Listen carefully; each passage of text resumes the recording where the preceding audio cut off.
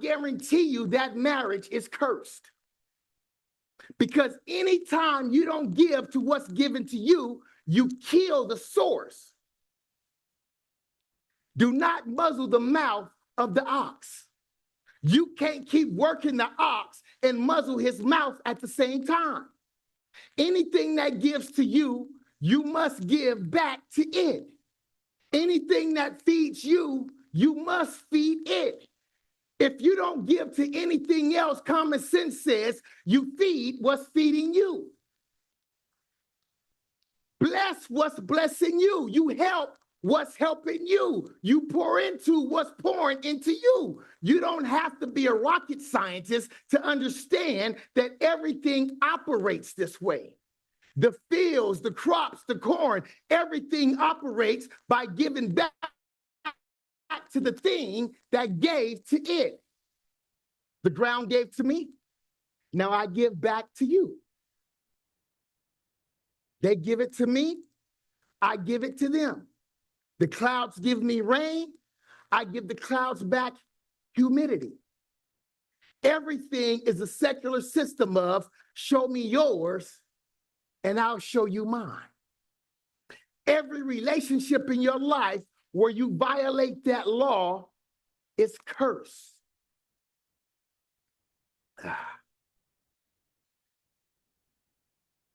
It says something about your character when you give back to something that gives to you.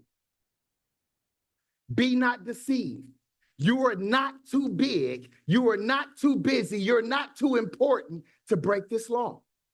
God is not mocked. Whatsoever a man soweth, that shall he reap.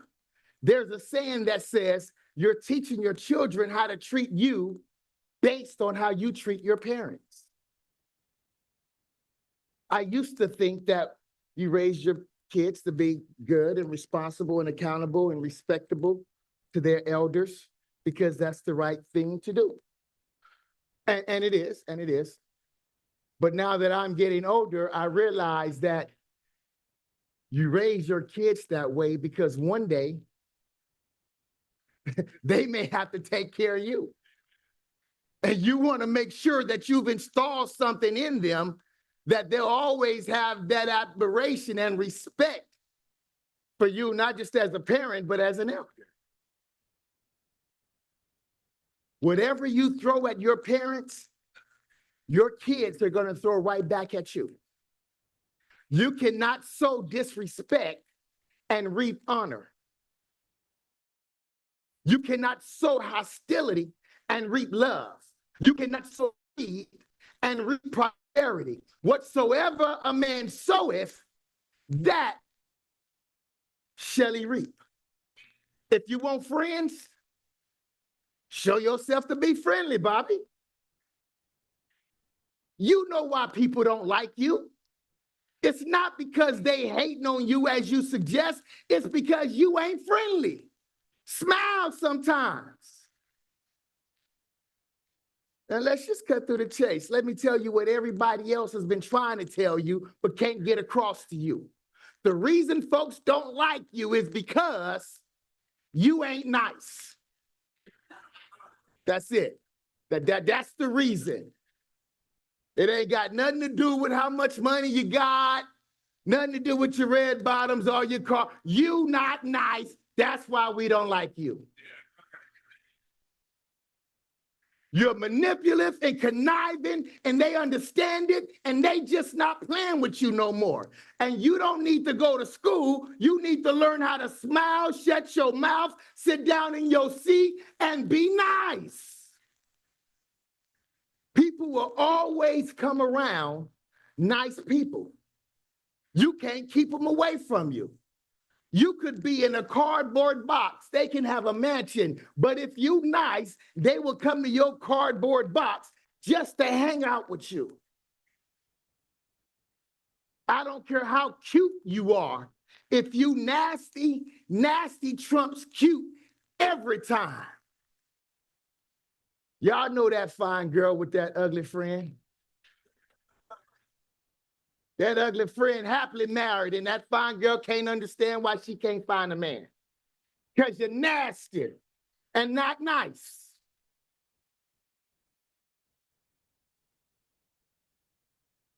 Be not deceived. God is not mocked. Whatsoever a man soweth, that shall he reap. You have to give what's given to you. Your time, your talent, you invest into what's feeding you. Kind of like New Beginning did yesterday. Some people are eating in one place and sowing in another. How in the world can you be eating over here and sowing over there? How can I be your wife, washing your dirty clothes, changing your babies, cooking your food, and that hoochie over there getting your money? You eating over here and you sowing over there. If anybody getting a ring, it ought to be me. If anybody getting a watch, it ought to be me. If anybody going out to dinner, it should be me. Be not deceived. God is not mocked. Whatsoever a man soweth, that shall he reap. Show me yours, and I'll show you mine. If I give to you, why would you not give to me? Anytime you take in anything living, it needs to be fed. So don't take home more than you're willing to feed, and don't expect me to go on sale because you got tired. Now I got to reduce my value down to your comfort level. The devil is a lie. I need water and fertilizer if you want this to work. So the question is, New Beginning, how can you understand that about your life and your sacrifice and not understand that about your church?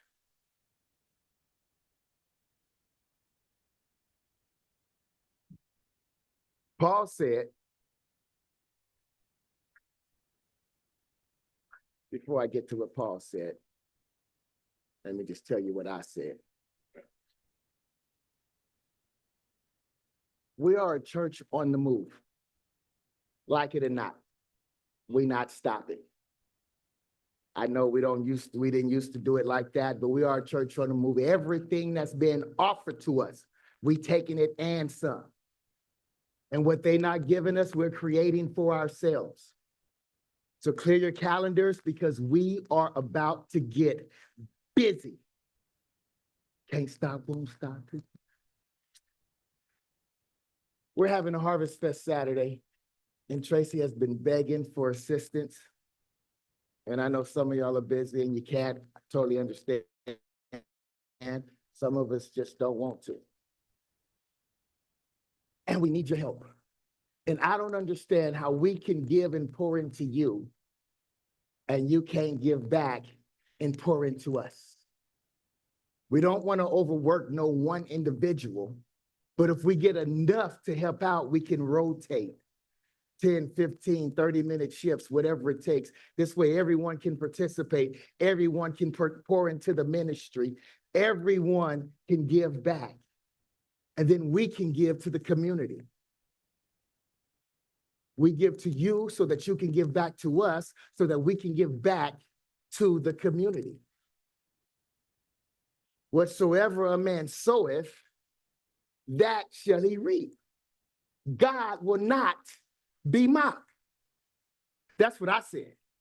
That's what I said. But Paul said, if I'm the one making your life better, if the ministry pours into you, why would you call it robbery to feed what's feeding you? That's what Paul said. When you go to a restaurant, they don't ask you to pick up the check at the other table, but they do expect you to pay for what you ate. And if you don't, then here comes the police to pick you up because the restaurant will not be mocked. And you're trying to draw from something where you have little investment. If you sow sparingly, then you shall reap sparingly. You owe it not to me, but to God. If God uses me or him or her, it doesn't matter who he uses to pour into your life, but don't just sit there in the restaurant and eat and burp and wipe your mouth and get up and walk away like the transaction is over. Because when the fig tree did that, God cursed it because it failed to produce on the level that it took. And you cannot draw 60 and produce 30. You cannot draw 60% and produce on a 30% level. Some people are better takers than they are givers. Yeah, you got people like that in your life. They know how to take, but when it's time to give, you can't find them nowhere. If you're going to draw, give on the level that you draw from. Because if you don't give on the level that you draw from, you will slow down the death, but death will still occur. Because little by little, the depletion happens. It doesn't happen as fast as the robber who stole everything, but it will gradually decline. And it will feel like people has gotten tired of you. And it's not that they've gotten tired of you. They've gotten tired of carrying something that's not given back on the level that it's taken. So they still love you. They still your friend. They still want to look out for you, but you are draining them and they got to cut you loose at some point. And you running around talking about they hating on you and you don't know why. They got more than you. How they hating on you? You're just not giving on the level that you're receiving. So when you say your friends are hating on you because they don't come around anymore, they're not hating on you. They're just tired of giving more than they're getting because you're not giving on the same level that you're receiving. At Galatians 6:5, Paul says, let every man bear his own burdens. And the reason why Paul says that is because the majority of the church work a secular job. And then he says, let him that is laughed in the world, taught in the world, communicate unto him that teaches in all good things. Okay, yes, I lost you. In God's perfect order, it was not God's will for the man of God to do anything except give himself over to prayer and to study of the word. To relieve him of his responsibilities is why the deacons were created. So that the apostle would be able to turn them, so that the apostles will be able to turn themselves fully over to the word of God. So that when you came to get fed, you would get a full meal without the restrictions of them being the distraction to take care of their own needs. So he says, let him that receiveth teaching communicate to him that teaches in all good things. Then he says in verse 7, be not deceived. God is not mocked. And the reason he says that is, the reason he says God is not mocked is because God put in the system a cycle so delicate that man tampering with one of God's systems breaks it down. A system, the system, let there be light, and it was good. And the evening and the morning was the first day. And God said, bring forth, and the earth yielding forth seed after its own kind. Each producing after its own kind, and God said it was good. Stay with me. That's not just creation. Those are systems. and cycles that God put into place. Secular systems, the ones God put in motion, as long as you don't mock it, the system will go uninterrupted.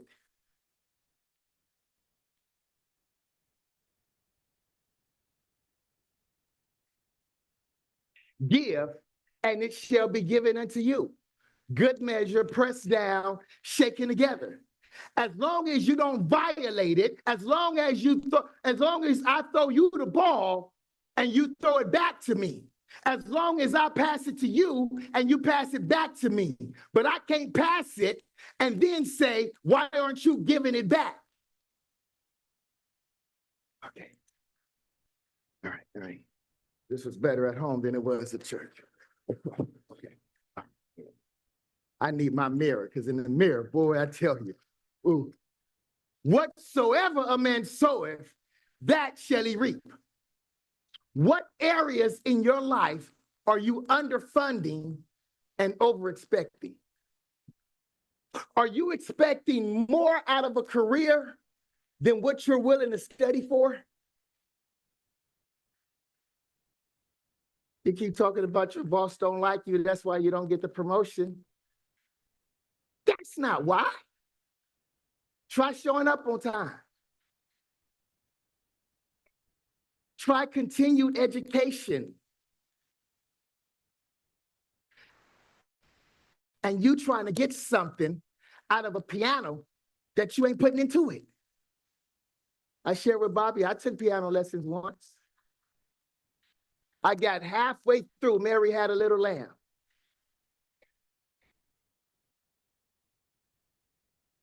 And you're trying to get something out of a ministry that you're not putting into it. You're trying to get something out of a church that you're not putting into it. Pastor, y'all ought to do this, but you ain't putting nothing into it. I shared with you a couple of weeks ago how Deacon Lewis came to me. Well, we were talking about the picnic, and it started off as something else, but he put into it. He got out of it, or we got out of it, what he put into it. And you're trying to get something out of something you ain't putting nothing into. I don't understand why y'all just won't do this.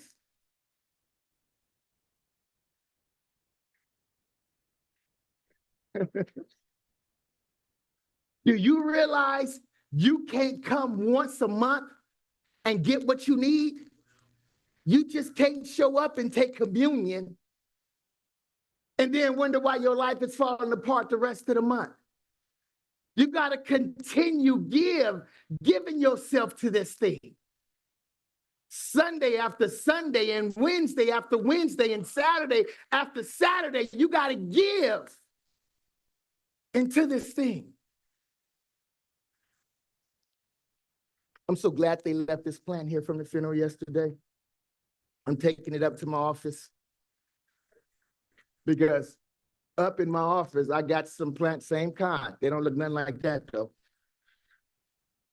They brown. And it's not that I don't feed them. I just don't water them often. So they're not growing on the level that I would like for them to grow. I'm breaking off more dead leaves than I would like to admit.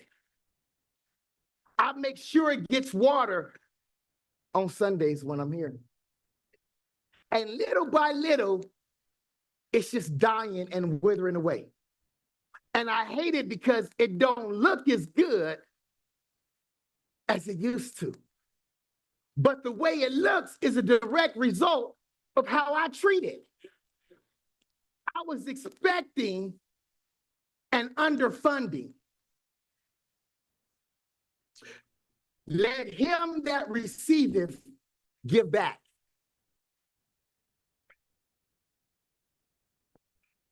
We have a responsibility. Our generation has a responsibility. My generation is always talking about the younger generation, the millennials, as if they were not our kids. whatever is wrong with them and whatever is right with them, they're our children. And it happened while we were doing our own thing and out in the club dropping it like it's hot. And because we left them to be raised by computers and they had no one to love them and no one to talk to them and nobody to stand by them, that's why they didn't turn out like you and I did, because your mama poured more into you than you did into your own child. And if you want to change the outcome, then you have to change the investment. So let's stop talking about our children, that they are our children and they didn't get here by themselves. And because we were more interested in making money than we were in making people, we turned them into latchkey kids and they had to figure it out the best way they could. And the only way to fix it is for us to go back and do our first work over and repeat and say, I know I wasn't there for you like I should have been, but I'm not gonna leave you in this mess all by yourself. Mama made some mistakes, daddy made some mistakes, but we in this mess with you, and whatever it takes to work it out, then that's what we gonna do. Because we owe it to them. Because this is the first generation in history that is biblically illiterate. Because this is the first generation of young people who never went to Sunday school. Now you can count them on one hand this morning. When Young People Church started, there wasn't none of them in here. The youngest person was probably 50. A whole generation, no Sunday school. They don't even know what Vacation Bible School is.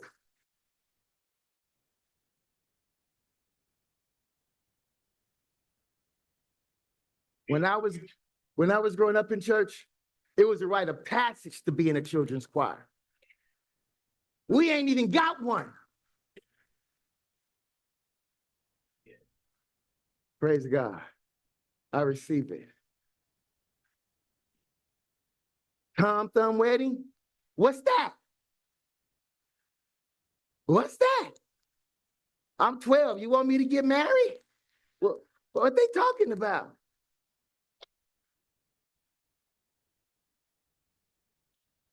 Because we didn't take them to church. It's not their fault. You don't feel like going today? Okay. How you at church and your 12-year-old at home? How? How is that possible? My mama said, when I go, everything going. If there was a roach in the house, he came to church that Sunday. He going to everything that have breath in this house is going to praise the Lord.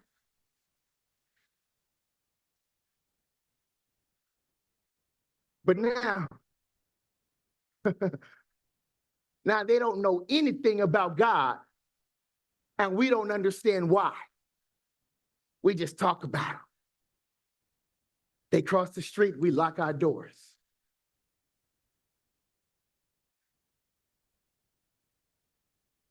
If my mama didn't go to church, I hate to say this, feel bad for saying it, but when she was sick on Sundays, man, I got so happy. Because we ain't going to church today. No, you're going with the neighbor. Because when I grew up, you evangelized to your whole street. So you wasn't the only one on that street that went to that church. If I ain't going, you going with the neighbor. But you going to church. But now we've got enough, but now that we've got enough sense to come out of the streets and out of the nightclubs and finally admit that we dropped the ball. Now let's go back and parent them the way we should have done 20 years ago. It's not too late. to parent them. It's not too late to let them come into church and have it their way a little bit. It's not too late to sing songs they like. It's not too late to let them usher the way they want to usher. Maybe they want to do devotion differently.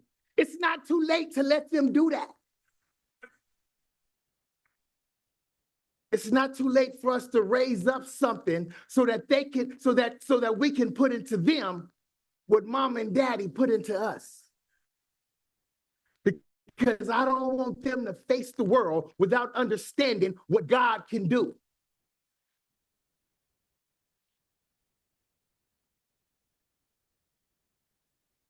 Y'all don't like this, I'm done. Doors of the church is open. Doors of the church is open. I'm not going to bore you no more. I'm not going to bore you no more.